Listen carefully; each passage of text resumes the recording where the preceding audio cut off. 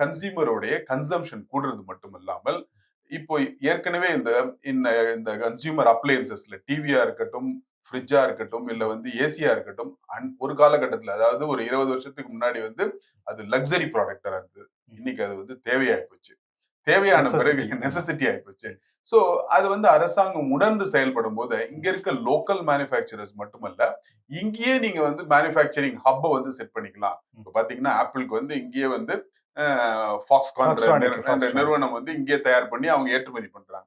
அந்த மாதிரி வெளிநாட்டு நிறுவனங்களை ஊக்கப்படுத்தி இங்க அது அவங்களுக்கு உண்டான மேனுஃபேக்சரிங் ஃபெசிலிட்டியை செட் பண்ணி கொடுக்கும் பொழுது டெக்னாலஜி, இங்க இருக்கக்கூடிய வேலை வாய்ப்பு பிளஸ் இதன் மூலமா உற்பத்தியை பெருக்கும் போது எக்ஸ்போர்ட், ஏன்னா அவங்களுடைய ப்ராடக்ட் ஆல்ரெடி மார்க்கெட்ல எஸ்டாப்ளிஷ்டு.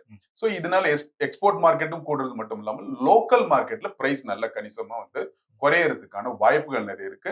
நிச்சயமா இதனுடைய எஃபெக்ட் பாத்தீங்கன்னா அவர் சொன்னது போல இந்த தீபாவளி சீசன்ல அதனுடைய பிரதிபலிப்பு நிச்சயமா இருக்கும்.